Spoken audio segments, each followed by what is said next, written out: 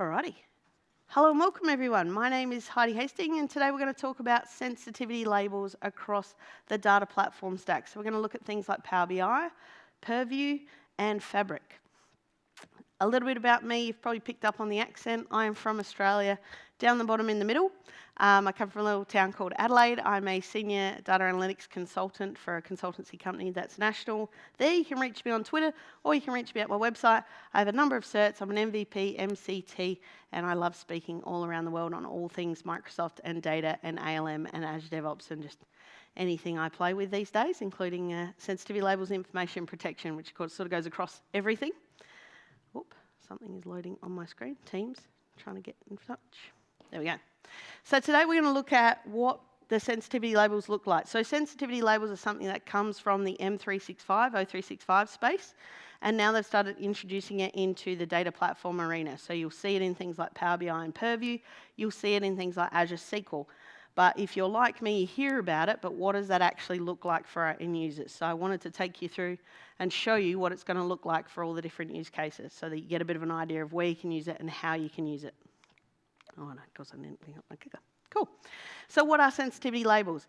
At the end of the day, they are pretty much just a label. They're something that you can attach to files, you can attach them to SQL databases, you can attach them to documents, emails, you name it. They are just a label though. They're a piece of information that can classify your data, so you can use it as a way to indicate what that data is about.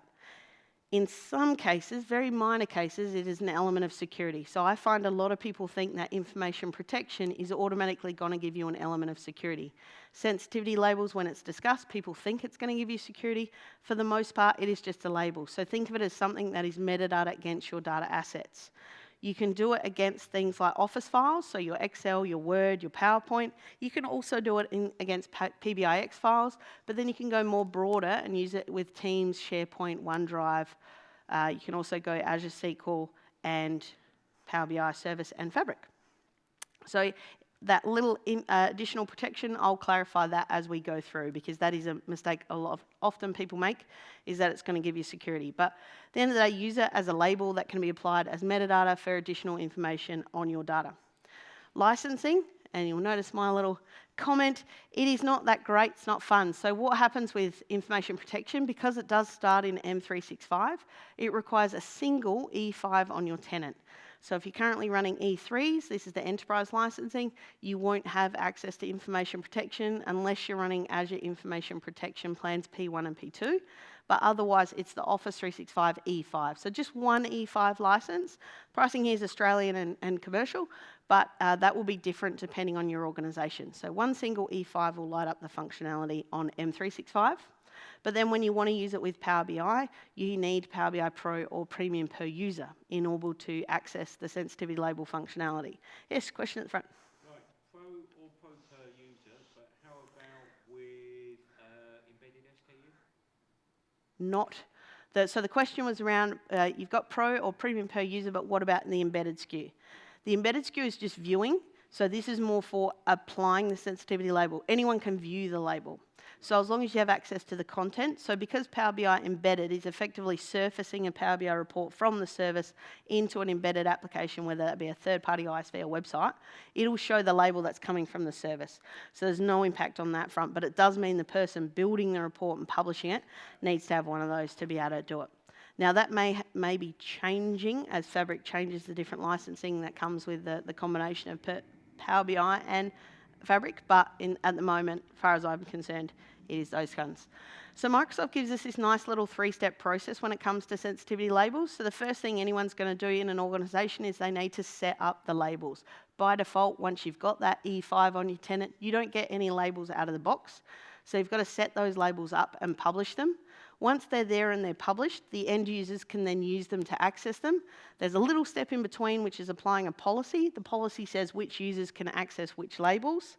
And then once the end users are using that to classify and associate a label with their assets, then Office 365 is one of the few things that can do an element of security. So Office will actually look to say, well, I say Office, but really it's more like just Excel. We'll go look and say, hey, does the person opening this Excel file have access to that label, and therefore can the contents be displayed to them? So this is the nice three-step process. What you would do is inside Office 365 Admin Center or M365 Admin Center, it changes its names all the time. And I wanted to show people this because if you're not the cloud admin, you often won't see these screens. But you need to know when you're working with your cloud admin or your global admin in your org, this is how they're going to set these labels up, or this is how they're going to view the information. So within the M365 Admin Center, you'll do the Show All button, which will show you all the different admin centers across the tenant. So in this case, it's called the compliance one. And within compliance, you'll have information protection. Not to be confused with the one a couple up, which is around data loss protection, or the one below it around data barriers. So it's the information protection one is where sensitivity labels appear. And then you'll see this section on the right. So apologies that the slides might be a little, hard to read because of the lighting situation. But basically that has the information protection, and within that it's got overview labels, label policies, and auto labeling. I won't cover auto labeling because that's a whole session in itself. But basically we go into labels, and then the first thing, this is a brand new tenant, there are no labels. So once you've got an E5 enabled, E5 license on your tenant, you'll go into information protection as someone that's an Office 365 Global Admin. They'll come in and they can set up the labels. So when you do set up your labels, you need to be mindful that these labels are across everything. So they're across the Office 365 world, so think email, SharePoint, Teams. They're across your Azure data stack, so think Azure SQL, Azure SQL MI. They're across your Power Platform stack, so think all your Power BI reporting. And then they're also across Purview. So these labels, when you're defining them, you can't just say, oh, for this data project I want these, for that data project I want these, because you're going to have a whole bunch of labels start to appear there. So you have to be mindful that it's going across all those things. When we do go to create a label, first thing we're going to do is set up some label properties. That's things like name and description. You can also have things like an internal name that's visible to only the admins. With that internal name, you might want to say this label is authorized for adjustments by this particular director or group or person, so that you know who has the ability to author changes to that label. You set up a scope, so as we talked about, you're scoping whether it's the files, the SharePoint, the Purview. Purview comes under schematized data sets, and so does Power BI, which is a weird name for it all. Protection being watermark and encryption. The watermark only really applies to Word, so don't think it's going to drop a backdrop behind your Power BI files. It won't, only on Word. And then the expiry and offline access. So when we talk about those sorts of things, the information protection labels have sort of a call home function. When someone goes to open a file, it goes, hey, do you have access to this protection label? It'll go up to O365, come back and go, yes, they're allowed to view it. So of course, if you go off the network and you're home and your laptop's not touching your corporate world and you try and open a file, you can set it to allow offline access for a period of days. So you might say 1 or 2 days. People touch base with the office, or you might say no offline access. We want to make sure that every time that file is opened, it's touching base with the home and checking. And then we publish it. But once we publish the label, that doesn't mean people can go use it, just means the label exists on our tenant. We then need to apply a policy for that label. So with the policy, we specify what label we want to publish, who has access to it, and the who can be users, groups, or a combination thereof. So you might say this label is only accessible to the finance team, or it's only accessible to HR, or it's only accessible to this particular directorate if you're a multinational. And then you've got things like policy settings. Mandatory requirements is a good one. Only really applies to Power BI here, and emails and documents. But when it comes to Power BI, you might say, all right, I want every single report to have a default setting of unspecified or bronze, whatever the metadata label that you might want. And then we can do additional information, and that additional information can be user guidance, it can be a link to a URL that specifies additional details. So if you're looking to do things like ISO 27001, you can specify these are all your labels and these are what they mean, and here's how you determine which one to pick. I know for Australia, we have an information protection set at a federal level in a lot of our government agencies called IRAP, and they have a policy and a guideline around how to pick which sensitivity label you're going to use for your data assets.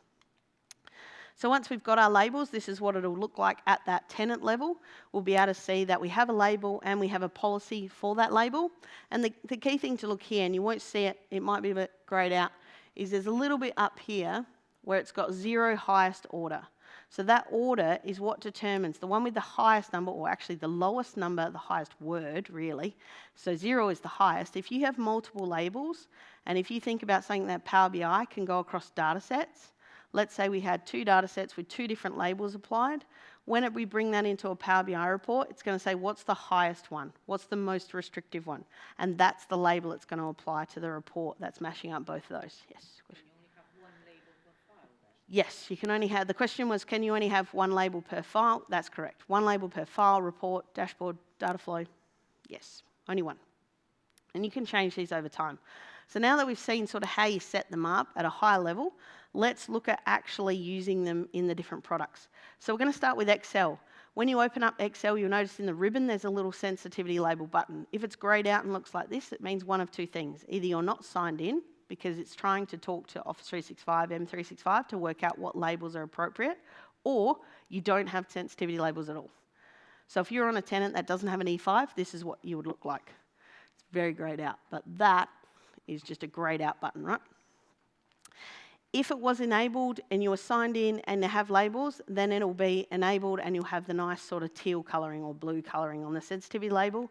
And then when you actually select that sensitivity label, you'll be able to see in the drop-down the labels appropriate to your account. So in this case, my E5 trial tenant, I can see a confidential label. That's what's in the drop-down there. If I was looking, and I will point out, the reason that previous slide has, when it loads, store in blob storage, that's because I'm going to take this file, put it in blob storage and scan that storage with Purview later so you can see how it comes through into Purview. So it is that same file you see that we've got confidential on. Once we go through and we apply a label, so we go here, we're going to pick confidential. That's then going to put it in the status bar down the bottom. So if you think about that with Excel, if someone sends around an Excel file, if you open it up, down the bottom left in that status bar, you're going to see the sensitivity label right there. So if someone does send you a file around and you want to know what is the sensitivity of it, you can see the sensitivity label there.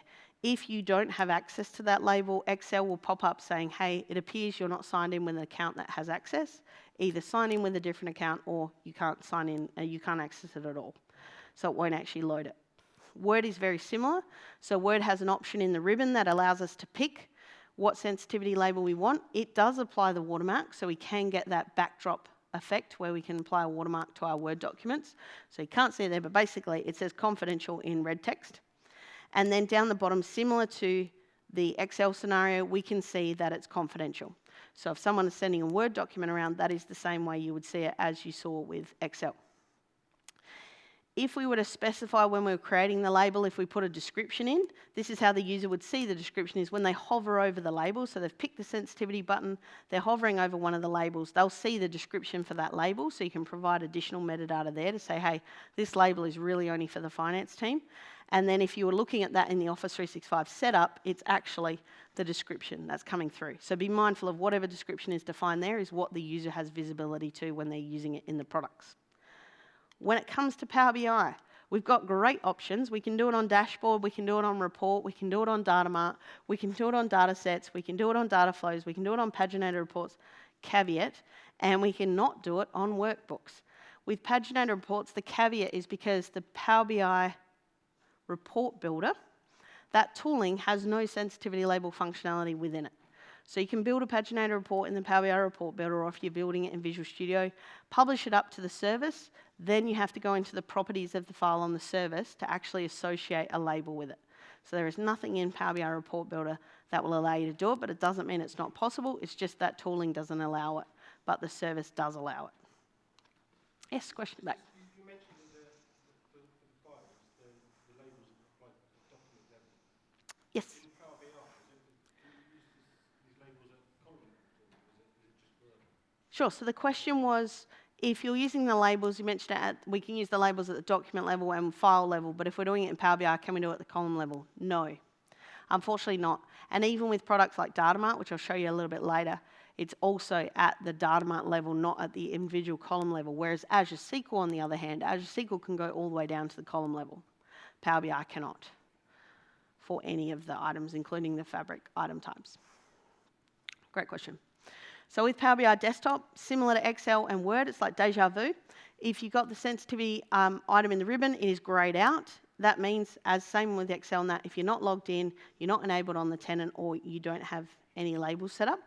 If you do have labels set up, you will see the ones that are available to you in the drop-down. Wow, that is so washed out. So this is a tenant with sensitivity labels. I can go in and pick sensitivity of confidential there.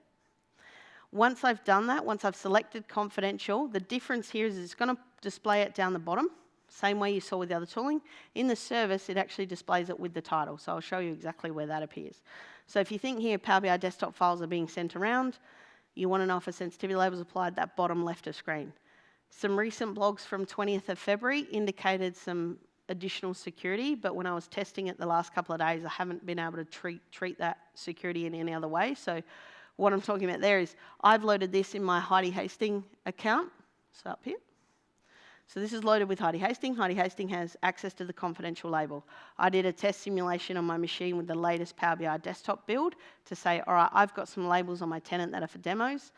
I've got an Abby label that's not available to another account I have Vance. I opened Power BI desktop as Vance, opened a report that had Abby's sensitivity label on it, and it loaded. There was no blocking of that load. So be mindful of that if Power BI desktop report gets sent around, the sensitivity label is not going to kick in and kick people out and say you can't have access. And a Power BI report can have data in it, which is why I'm sort of making sure that that's clear, that don't rely on it from a security standpoint, treat it just as a label. If we're going to use it in the service, the important thing with the service is that we enable it at the tenant level. So if you haven't seen the tenant settings, these ones, I wonder if I zoom in on here, whether it will make it any better. There we go, a bit better. There we go. So with the tenant settings, if you scroll all the way down, it's about halfway down in the tenant setting list. So you have to be a Fabric admin, formerly known as a Power BI admin, to access these. When you go into information protection, the first thing you want to do is say, I allow sensitivity labels to be used on my tenant. Without this, people can't publish them with the sensitivity label on. Once they've enabled that, you may want to look at saying, all right, we're connecting to data sources like Azure SQL or other Power BI data sets. They have labels. I want those automatically applied to any downstream solution. So that could be a report off an Azure SQL database or a report off another Power BI data set. So you want the same label that's already applied on the data set to transition to the report. And that's where I spoke earlier. If you have two labels, so if you're doing a bit of a mashup, because we can do that in Power BI, we bring in two separate data sets with two separate labels, it'll take the highest one. It'll tell you which one it's going to apply as well, so you'll know as we go through. And then I'll zoom back out. Excellent. When we do set this setting, it is one of the ones where you can do granular controls. So we can say this is available to either the entire tenant, the entire organisation within the Power BI service or the Fabric service as it is now, or we can say no, we want to restrict it to a particular security group, or we apply it to everyone and exclude a particular security group. Sometimes where you might want to exclude, because you're probably going, why would I want to exclude someone from this functionality? B2B guest users. Information protection labels being something that's defined at an M365 does not work in a B2B scenario, so it's not sort of friendly in that space.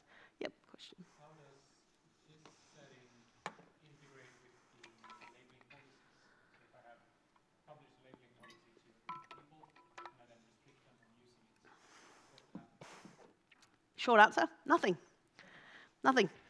So the question was, if I have labels applied and I have sort of automatic labeling policies applied, so thank you, policies that will apply the label to certain things, how does that impact anyone on the service? It doesn't, because with Power BI service, the label is just a label, there's no security implied there.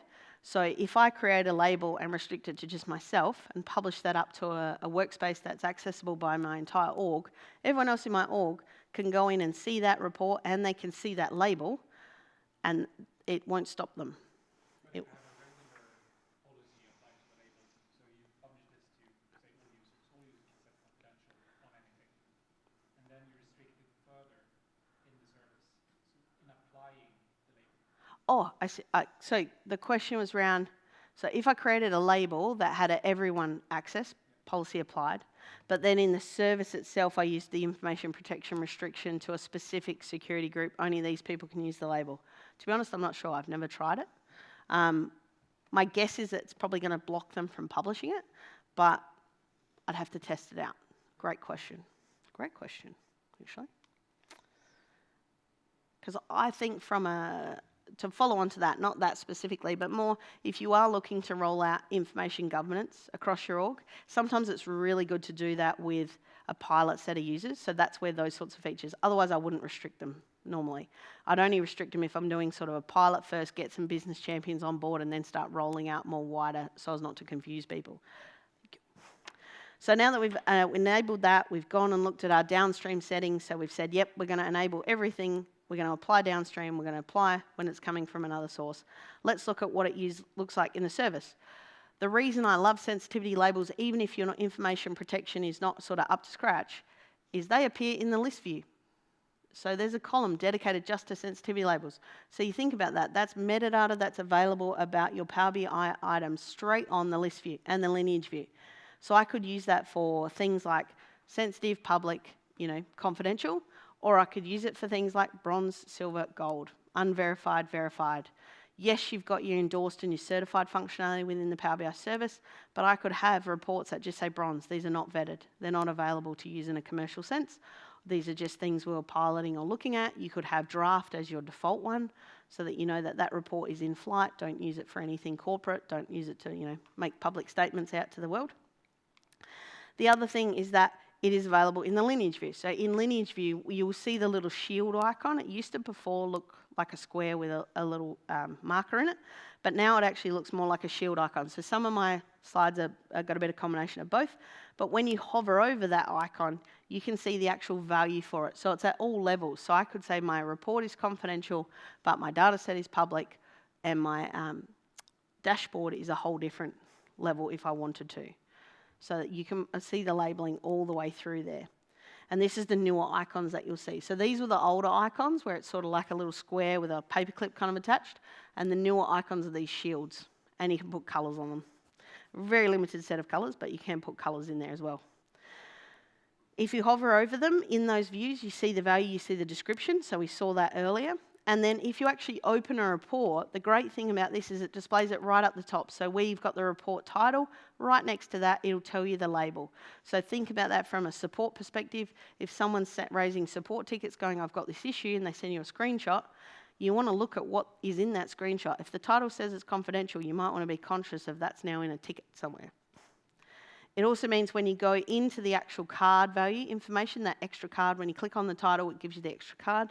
It also shows the sensitivity label down the bottom there. And if we looked at the this is the newer look and feel, this one.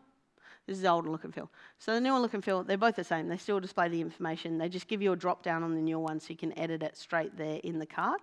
You don't have to go into the properties. When it comes to a data mart, same thing. We have a sensitivity label column. And we can go into the properties of a data mart, but a data mart being similar to an Azure SQL database, you would think we can do it down to the column level, and we actually can't. It's only one label. But be mindful of the labels when you go to set this. So you go in as an admin, you go into settings, you go to set the information protection. The list you see is the list you have access to, the account you're signed in with. So if you're running admin accounts or normal accounts, be conscious of that. And also, you don't really want that list very big. Even though everyone might want their own label, you don't want to scroll through a giant list of labels to actually pick them. You might want to pick ones that are more like ISO 27001, or GDPR. If we're doing a dashboard, any new dashboard that we build off an existing report, so I'm in a report and I say, yep, pin this tile and put it in a dashboard, it's automatically going to take that downstream content and put it in the dashboard. So you can see you get the little warning. Dashboard says, hey, this is going to be confidential because the report you're pinning a tile from is confidential, and we see it in the title area, same way we did with reports. We can go into the settings and we can modify those settings. So we scroll down and we see that there's confidential, and we can go ahead and modify that confidential label. So you can change the labels over time, and one of the things when you're setting up the publish policies in M365, you can ask for a justification when the label is downgraded. So if someone changes the label from, say, confidential to public, you can ask for a justification message, and that gets logged on the M365 side. This is what I was saying earlier about the Power BI report builder. There is nothing on that screen that says anything about setting a sensitivity label. And it has nothing about if I say, hey, I want to build a paginated report off a Power BI dataset. Power BI datasets know about sensitivity labels. But there is nothing there that tells me against a sensitivity label, what is it? Sorry, against a data set, what is the sensitivity label? So that's an issue there, is that you can only do that in the service. So sometimes people won't do it at all because it's not in the Power BI report builder. And even if I go run a query and I put the report and I build it and everything, I go publish it, I just get a dash as the sensitivity. Just a dash. But I can go into the properties on that and see that, okay, I'm going to change the sensitivity label, I'm going to apply confidential. Data flows is another one. So these are the classic data flows, not your data flow Gen 2s. Again, you can see it's just got the dash because I've created a brand new data flow. It's not on the creation process. Yes, question? Yeah, so on the paginated reports, there is this like change level setting that you can force setting the label. But if, like, before publishing, will that affect publishing to paginated reports then?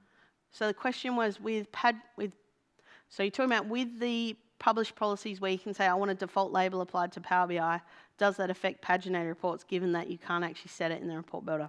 To the best of my knowledge, no, it doesn't affect it. I think they're pretty much talking about only PBIX files, but they don't specifically stipulate it. It's a bit like in some places they call it schematized data sets, but they mean Azure SQL plus Purview plus Power BI. Great question though. So in data flows, we go into the settings, it's another Groundhog Day, we go into the settings and we can set the sensitivity label there. And these are pretty much all the same. What happens with export to Excel? This is where security does kick in because Excel is nice enough to check the security. So if someone happens to get into a Power BI report, because for whatever reason they've got access to the workspace, they get into a Power BI report, they go in and they say on a visual, export to Excel. And you've got to be concerned at that point because they're exfiltrating data out of that report and getting a copy of it. When they export it to Excel, Power BI goes, sure, I'm going to export it, and here's the Excel file.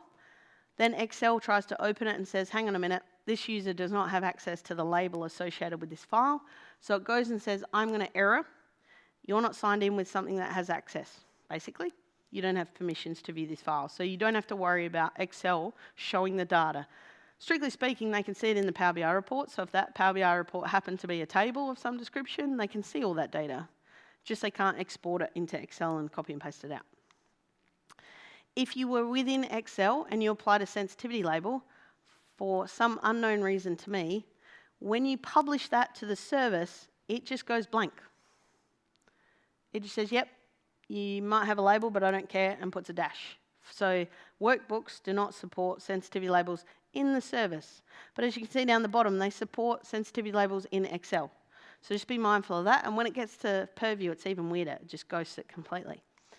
So if we were to create, now that we've covered all that off, if we're going to go create a report using a data set that has a label applied, so we've got a data set here, we've got a confidential label applied, that's then going to say, hey, by the way, you've already got a label from the data set. I'll inherit that in my report for you. So there's a little, you can't see it quite well, but there's a little yellow information tip bar that appears.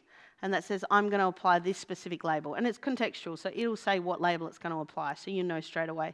And you can modify that and go, no, that's not what I want. You apply it, you save it, it then publishes it to the service, displays it in the title. If we're in Excel and we said, hey, I want to analyze a data set from Power BI, Excel does recognize sensitivity labels, so it does show you, as you're doing the list of data sets, it'll show the sensitivity label in each card. So on this screen, it's a bit washed out, but there are, there we go. It will show in the properties of each data set the sensitivity label. So when you're working with Excel, you can see if you're trying to connect to a data set that's too sensitive for the work you're doing. So if you're working with finance and you're trying to get a HR data set, then you might go, well, hang on, this is restricted to HR. Perhaps I won't use it for this particular request. And if you do select one of those data sets, then Excel is smart enough to go, okay, I'm automatically going to apply that sensitivity label to this Excel file because you're analysing that data. We get a warning about it, we get a tip about it. Some things to be aware of. If you apply a sensitivity label, don't expect Power BI to stop a user from accessing it, but the workspace security will stop someone from accessing it. So if someone doesn't have access to the workspace, they won't see the report in the first place, or any of the other item types. If you do export, you've got a level of security there. So you are protected in a small way.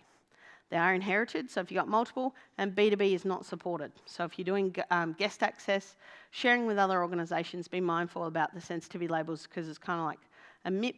MIP being Microsoft Information Protection, it is at your tenant level, so it would clash with the other tenant.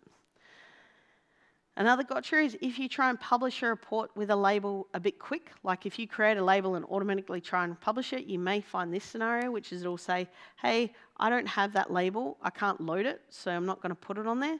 Just go into the properties on the file, so you can go in on the service, go to that item, go to settings, and actually add the label. I only saw it once or twice, because it does say it'll take about 48 hours for the label to be propagated, But be mindful of, if you start to see that, just go in and apply it on the service. So we can go in there and we can edit a value. Some other things is this changes all the time. So Microsoft changing it constantly, the functionality and the feature set that's available. I mean, I just saw the post on February 20th, which is only a month ago, about the changes on the Power BI side. But always look at the considerations and limitations. So if you're building your information classification and information protection and all your governance strategies, always look at the docs, because it might be suitable for you today, and that's great, or it might have a limitation that says, hey, actually, we're going to reevaluate this in 6 months' time and see whether it's something we want to look at. If we look at Fabric, because Fabric is the new kid on the block, we've got Data Factory. Data Factory Gen 2, Data Flows Gen 2 and Data Factory pipelines both support sensitivity labels. It is one label across the entire item. So even though you might have a Dataflow Gen 2 pipeline collecting data from multiple data sets, including on-prem, it's one label that's applied to that entire Dataflow Gen 2 or that entire pipeline. Yes. Those sources have already got labels. So the question was, what if those sources have already got labels? I don't believe they're applied, but I'd have to test it, because I think the on-prem, say you connected to an on-prem SQL server, that's not necessarily using the MIP information protection, it could be using the SQL information protection, so it wouldn't know about them. And then other data sources, like if it's an Excel, that one I'm not sure about, is if you took like an Excel from an Office 365 OneDrive or SharePoint site, whether that flows through. Good question. I'm not sure the answer. But I have to test that afterwards. If you're looking at the data engineering experience, lakehouses, SQL analytical endpoints, and the notebooks all have sensitivity labels, but again, it's at that item level. So a lakehouse could have many data sets, but you then have to classify the lakehouse itself as one label. Same with the notebook. The notebook could be working across a number of things, but the notebook itself can only have one label. If we do apply sensitivity labels within Fabric, we get these cool information hubs, the Purview hub, not to be confused with Microsoft Purview or Risk and Compliance Center, as it used to be called in one space and Microsoft Purview in the other space.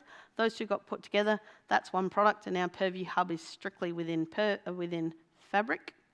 And it's very much a cut-down version, and all it does is shows you, for all the items across your tenant, what are the sensitivity labels that you've got applied. The reason you want to start looking at these reports is to work out if your information governance strategies are working. You might find that everyone's just leaving the default label, and therefore it's not really useful. You might find that everyone's over-classifying, and they're putting everything as, confidential, when it's really, hey, commercial confidential or sensitive medical. So you want to make sure they're not over-classifying as well and restricting content that perhaps shouldn't be. And it also means you can look at whether you might need more training across your organisation to go, hey, we've got 50,000 files and we've got everyone sitting in draft, or everything in bronze, and we've got nothing in gold, or we've got nothing at a public level, but we know we've got public reporting. So you get two different viewpoints there. One is more of all the different file types. The other one is more breaking it down by the workspace and the item type. But let's look at Azure SQL. Now, Azure SQL has two different information protection options. One is the SQL information protection. The other one is MIP, which is the Microsoft information protection. The reason I point that out is because this is the Azure SQL one, the first one.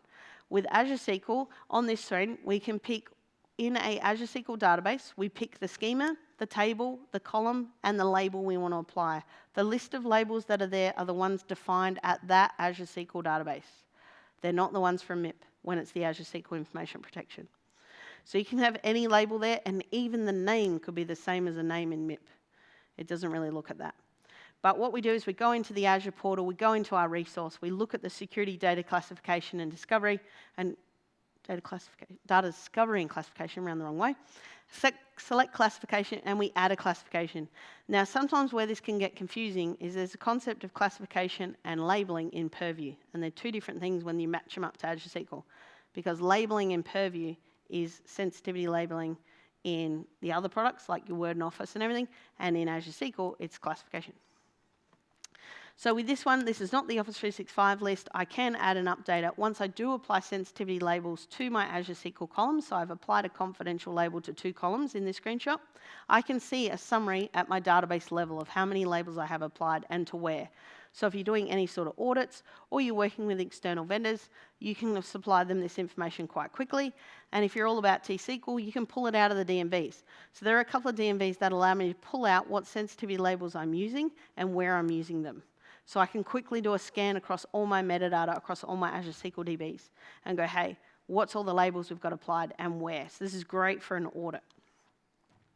If you want to add any labels, you can go back into the Azure portal, you can add extra labels, change labels, or the like.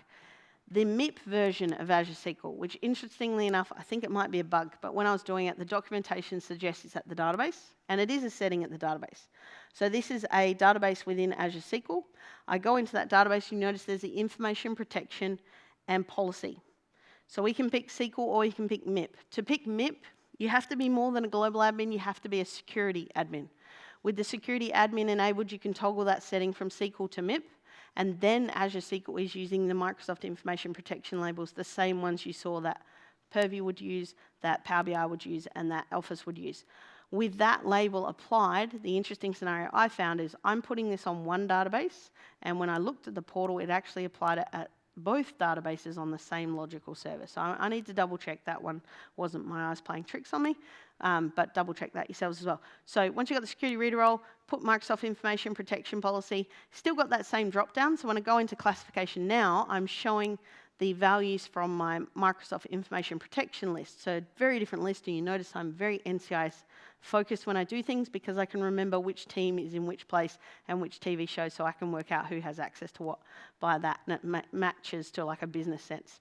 So we put those labels on, and then I can't show you a Purview demo of this one because it didn't play as I expected would. When I scanned this database, it didn't appear in Purview as it had a sensitivity label applied. That could have just been me, but that's something I want to double check, but that's why it's not in the slides. So with Purview, Purview is that tool where we get our overall governance of our data estate. We can scan blob storage, we can scan Power BI/Fabric, we can scan Azure SQL data estates, we can scan other data estates. We can view sensitivity labels and we can automatically apply them. Automatically applying them I won't cover because it's a massive piece in itself. But once you do scan, so I've gone and scanned my Power BI tenant, I can see all the Power BI items except for workbooks. And when I see them and I go into the browse the assets, with those assets you see the sensitivity label at the end of the name. So straight away when someone's navigating through Purview to work out what data they can have access to or what they might be able to use for a particular business request, we see the label is right there front and center.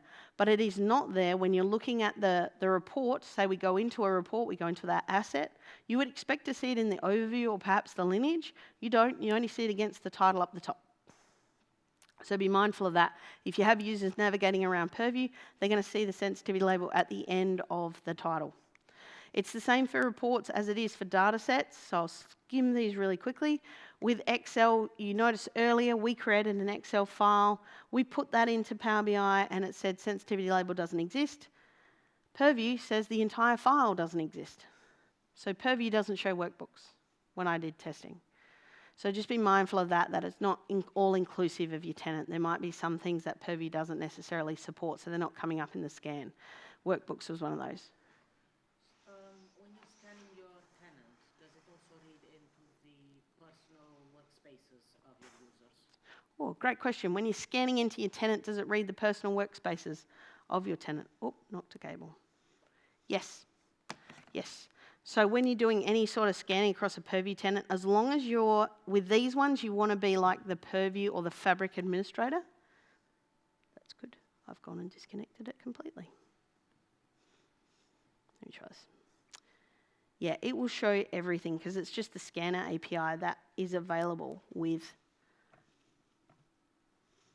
Purview and Power BI. Wow. Apologies. I knocked the cable and now it's disconnected it. See if it'll come back. Ooh. Yeah, that's promising.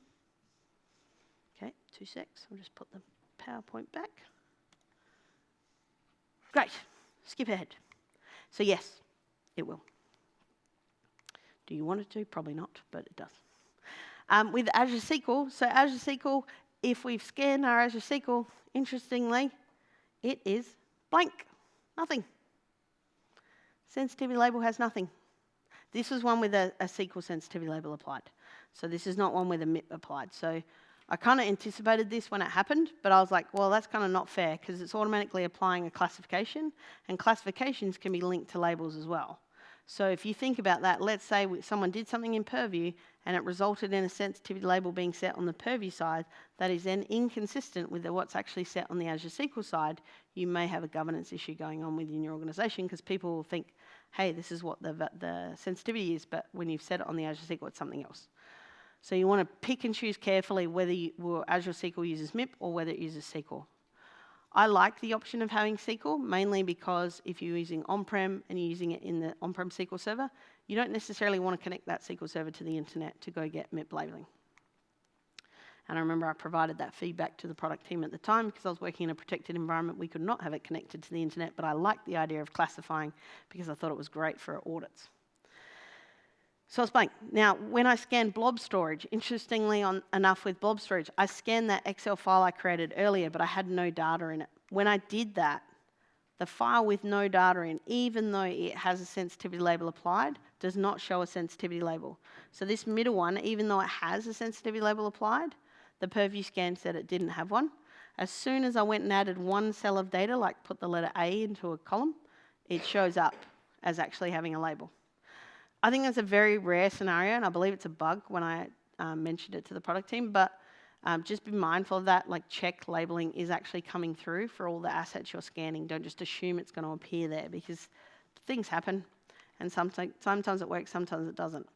With Insights, this is a functionality within Microsoft Purview. The name changed so much. Within Microsoft Purview, you can look at Insights. So a bit like you can look at the Azure SQL database and see all the labeling that's applied with some nice charting, you can do that in Purview as well. So you can go into Purview, think about if you're doing information governance protection audit, or you've got third parties coming in to audit you. You can go into Purview, see all your scanned assets, and you can see how much uptake you have on applying labels. So you can look at it and go, all right, we've got 50,000 documents with confidential, we've got 20 reports sitting in public, we've got 5 reports that are finance specific, whatever the case may be, you can instantly see all that information in a dashboard, so you don't have to build your own, and you can use that. If we look at some of the resourcing available, so always check the licensing for any of these products. It does change every so often. With the Azure SQL, you've got the information around using the T-SQL views, those DMVs, to access the sensitivity label information across your database or applying it at the Azure SQL level. And then within Azure Purview, you can do auto labeling. So that's where you set up a series of rules to say, if you identify this sort of data sitting in the column, apply this classification, look to apply this label. I've not played with them directly, but I can see that as being a key value to an organisation. Start off with maybe applying them manually, get a feel for what your data types are, then have a look at auto classification because Microsoft provides a series of rules out of the box. See if any of those rules are appropriate to you, and then try them out. Because some of the rules will be things like ABNs, Australian business numbers, or social security numbers. But it doesn't mean they're going to be exactly perfect. They'll probably just be a regex pattern behind the scenes. So you might find false positives in doing the auto classification scans.